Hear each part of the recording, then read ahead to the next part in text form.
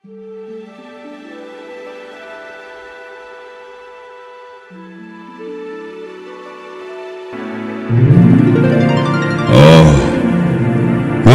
bom e quão suave é que os irmãos vivam em união. O salmista Davi faz referência à união fraterna. O verso 1 expressa o desejo do salmista para com o seu povo. Ele faz referência a um viver em união, diferente de estar unidos ou reunidos. Ele qualifica esta vida em união de boa e suave. É como óleo precioso sobre a cabeça, que desce sobre a barba de Arão, e que desce a orla das suas vestes. No verso 2 o salmista compara a união ao óleo precioso com o óleo precioso. A qual óleo precioso o salmista faz referência? É sabido que os orientais costumeiramente se perfumavam, ungindo-se, em tempos de festas e alegria. Não estar ungido representava tristeza profunda. Enviou Joabe a Tecoa, e tomou de lá uma mulher e disse-lhe: Ora, finge que estás de luto, veste roupas de luto, e não te unjas com óleo, e sê como uma mulher que há já muitos dias está de luto por algum morto. O óleo de alegria era um bem precioso no passado e, estando ele em Betânia, assentado à mesa, em casa de Simão, o leproso, veio uma mulher, que trazia um vaso de alabastro, com unguento de nardo puro, de muito preço, e quebrando o vaso, lhe derramou sobre a cabeça, com um significado especial: não me ungiste a cabeça com óleo, mas está ungiu meus pés com unguento. A comparação que o salmista estabelece não é com o óleo da alegria, antes ele compara a união ao óleo da unção, que era de uso exclusivo dos sacerdotes, como o óleo precioso sobre a cabeça, que desce sobre a barba de Arão, e que desce a orla das suas vestes. O óleo da unção, após ser derramado sobre a fronte do sacerdote, escorria sobre a barba até atingir a orla do manto sacerdotal. A união fraternal é comparável ao óleo sagrado da unção que era utilizado na unção dos sacerdotes e dos utensílios da tenda da congregação. O óleo era composto das principais especiarias da época, feito por um artista perfumista. Enquanto o óleo da unção era proibido ao povo, a união fraternal não é vetada. Embora a união tenha o mesmo valor que o óleo da unção, dela todos deviam e podiam utilizar sem restrição alguma. É como o orvalho de Hermon, que desce sobre os montes de Sião. O salmista compara a união ao orvalho do Monte Hermon, que descia sobre os montes da preciosa Sião. O Monte Hermon atinge uma altitude de 2.814 metros, tendo o cume coberto de neve, enquanto as terras ao redor são causticantes em decorrência do sol de verão, nomeado também de Monte Sagrado ou Monte Nevado. O orvalho proveniente do Monte Hermon acabava por contemplar todos os montes em redor, característica que tornou possível o salmista utilizá-lo como comparativo à união. Temos dois elementos: o óleo da unção que, após derramado sobre o sacerdote, abrangia o seu corpo e vestes, e o orvalho do Monte Hermon, que se expandia sobre os montes em redor. Porque ali o Senhor ordena a bênção e a vida para sempre. Porque ali o Senhor ordena a bênção e a vida para sempre. A chave para a interpretação deste salmo encontra-se na última afirmação do salmista. Somente após respondermos, onde o Senhor ordena a bênção, de qual bênção o salmista trata? O que é bênção e vida para sempre? Que tipo de união é preciosa? Compreenderemos a proposta deste salmo. Após a queda, Deus determinou que a mulher tivesse filhos com dores, e o homem, por sua vez, obtivesse o seu sustento com dores. E Adão disse: Porquanto deste ouvidos a voz de tua mulher, e comeste da árvore de que te ordenei, dizendo: Não comerás dela, maldita é a terra por causa de ti, com dor comerás dela todos os dias da tua vida. A determinação divina vinculou o trabalho como meio de obtenção de seu sustento diário e bens deste mundo. No suor do teu rosto comerás o teu pão, até que te tornes a terra, porque dela foste tomada, porquanto és pó e em pó te tornarás. O homem precisamente comerá e viverá daquilo que trabalhar a terra, pois a terra por si só produzirá cardos e espinhos. O sustento do homem é a retribuição pelo seu trabalho, enquanto que o sustento diário e os bens materiais que o homem adquire nesta vida são concedidos como retribuição pelo seu labor. A bênção de Deus é de graça e concedida a todos que o buscam. A bênção do Senhor é que enriquece. e não traz consigo dores. Somente a bênção do Senhor torna o homem pleno. As riquezas deste mundo são adquiridas pelo homem através do labor e dores. No entanto, a riqueza que o homem adquire de Deus não resulta do seu trabalho, antes graciosamente Deus lhe concede. Deus estipulou que o homem haveria de comer do fruto do seu trabalho. O apóstolo Paulo alertou que aqueles que buscam riquezas deste mundo traspassariam suas almas com muitas dores, porque o amor ao dinheiro é raiz de toda espécie de males, e nessa cobiça alguns se desviaram da fé, e se traspassaram a si mesmos com muitas dores. Diante do exposto, é certo que a bênção que o Senhor ordena não diz do sustento diário ou bens materiais, pois se assim fosse Deus invalidaria a sua própria palavra. Até mesmo Cristo não se furtou à determinação divina, pois ao ser encarnado, o Verbo de Deus se sujeitou às mesmas fraquezas e obrigações era desprezado, e o mais rejeitado entre os homens, homem de dores, e experimentado nos trabalhos, como um de quem os homens escondiam o rosto, era desprezado, e não fizemos dele caso algum. Digo isto porque em nossos dias é comum propagarem a ideia de que tudo é bênção de Deus. Muitos prometem e profetizam bênçãos como emprego, casa, carro, casamento, etc. É comum apresentarem um veículo como bênção de Deus, mas esquecem que a bênção de Deus não acrescenta dores tais como um carnê, impostos, combustível, pedágios, assaltos, etc. Esquecem que o vizinho, que não serve a Deus, também adquire casa, carro, emprego, etc., e nem por isso é a participante da bênção que verdadeiramente enriquece. Observe o que diz o apóstolo Paulo: o meu Deus, segundo as suas riquezas, suprirá todas as vossas necessidades em glória, por Cristo Jesus. Todas as necessidades dos cristãos serão supridas por Deus, segundo as suas riquezas, em glória, por intermédio de Cristo Jesus.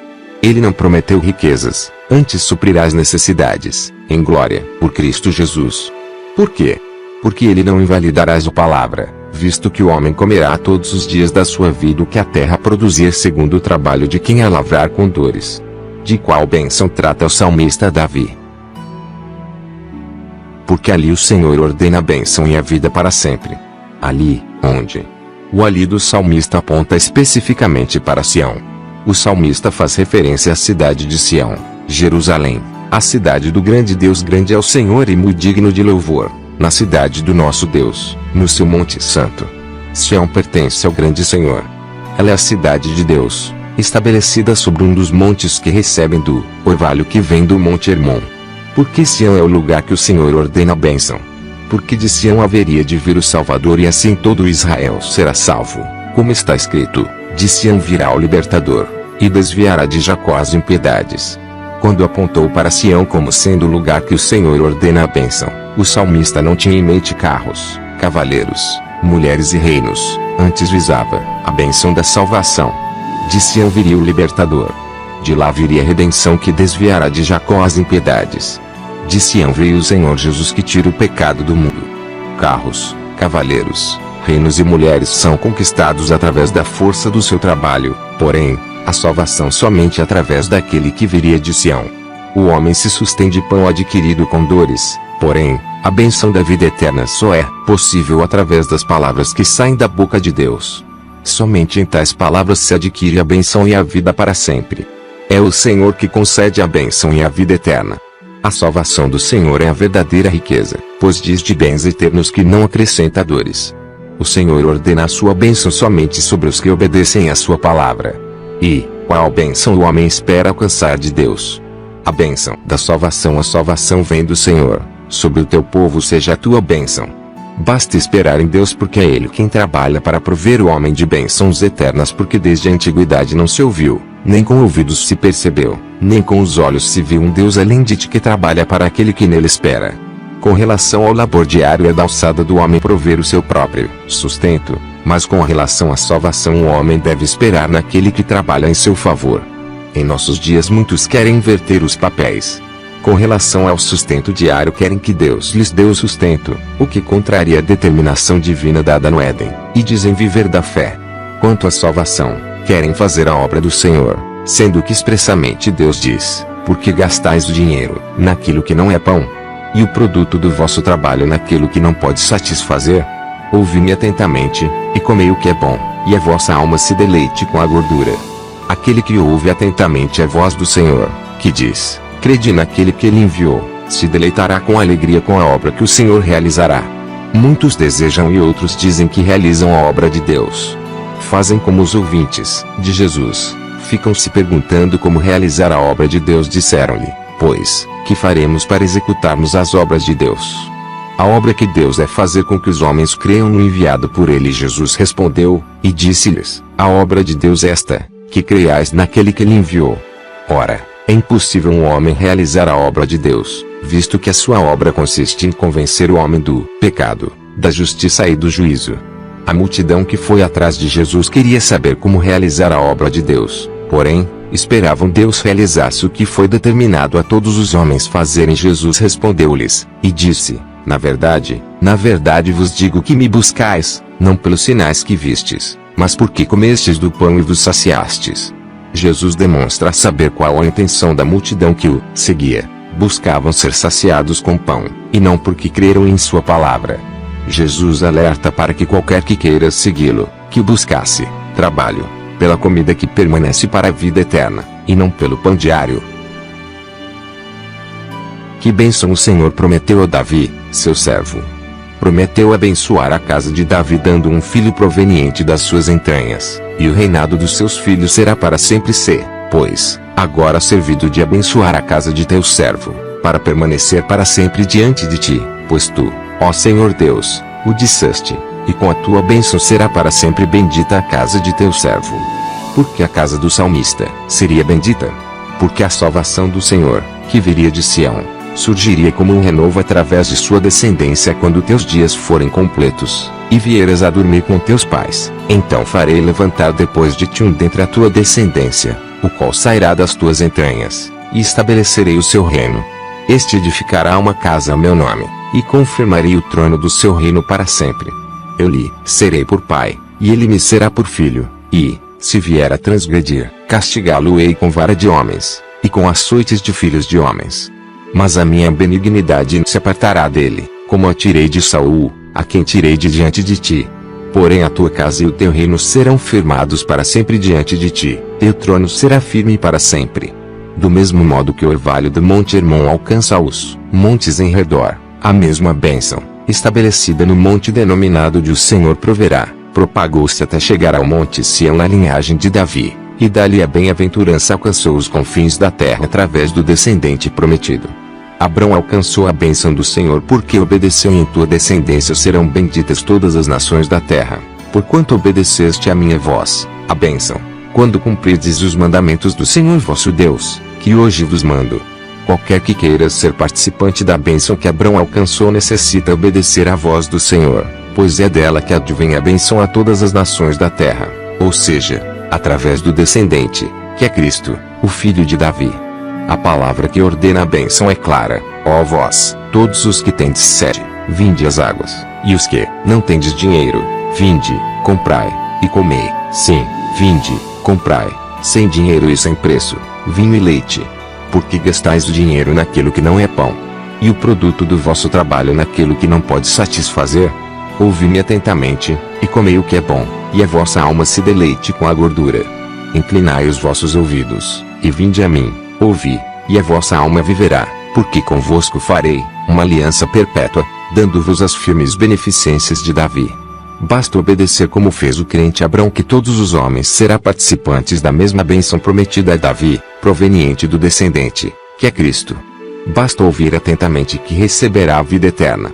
Fará parte de uma aliança perpétua, pois adquirirá da mesma firme bênção concedida a Davi, o herdeiro com o descendente.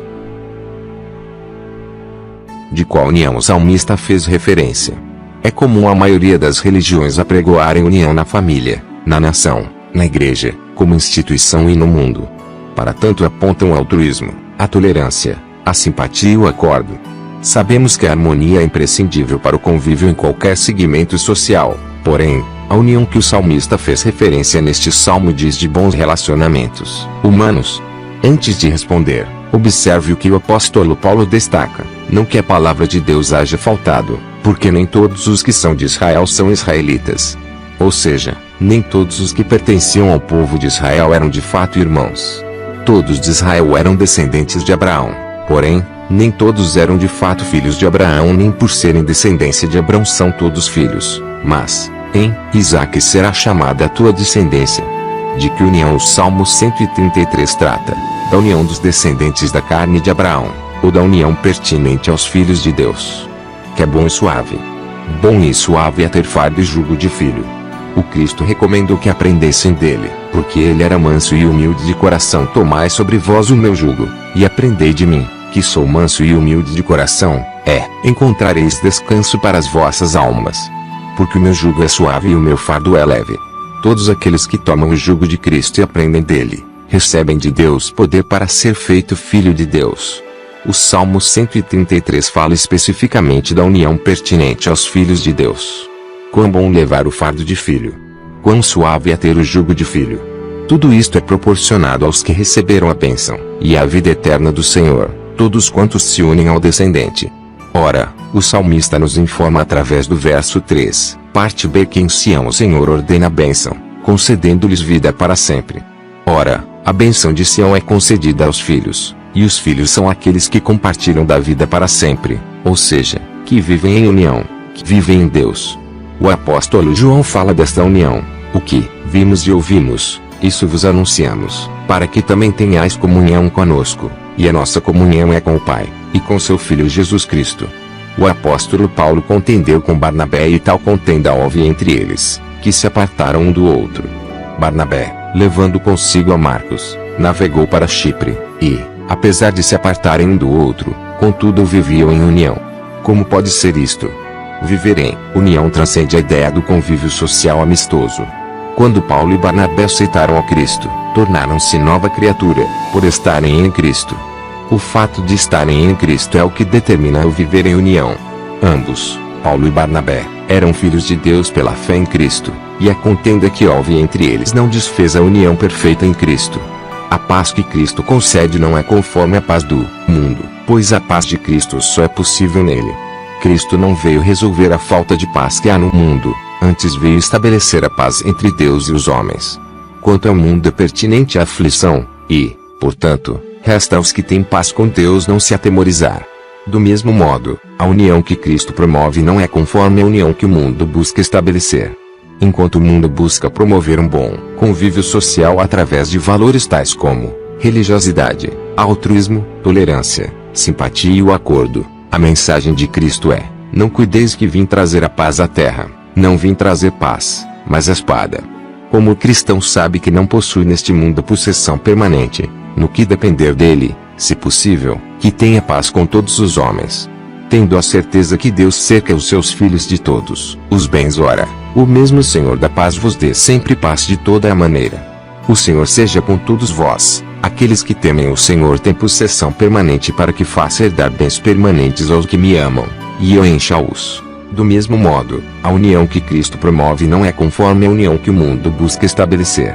Enquanto o mundo busca promover um bom convívio social através de valores tais como religiosidade, altruísmo, tolerância, simpatia e o acordo, a mensagem de Cristo é: não cuideis que vim trazer a paz à terra, não vim trazer paz, mas a espada. Como o cristão sabe que não possui neste mundo possessão permanente, no que depender dele, se possível, que tenha paz com todos os homens. Tendo a certeza que Deus cerca os seus filhos de todos os bens, ora, o mesmo Senhor da paz vos dê sempre paz de toda a maneira. O Senhor seja com todos vós. Aqueles que temem o Senhor têm possessão permanente para que faça herdar bens permanentes aos que me amam, e eu encho os seus tesouros. A sabedoria que vem do alto é que enriquece. Após compreender a que se refere o Salmo 133, fica o aviso da sabedoria. Agora, pois, filhos, ouvi-me, porque bem-aventurados serão os que guardarem os meus caminhos. Ouvi a instrução, e sede sábios, não a rejeiteis. Bem-aventurado o homem que me dá ouvidos, velando as minhas portas cada dia, esperando as ombreiras da minha entrada. Porque o que me achar, achará a vida, alcançará o favor do Senhor. Mas o que pecar contra mim violentará a sua própria alma. Todos os que me odeiam amam a morte. Aqueles que receberam a bênção e a vida para sempre do Senhor que veio de Sião são os que vivem em união.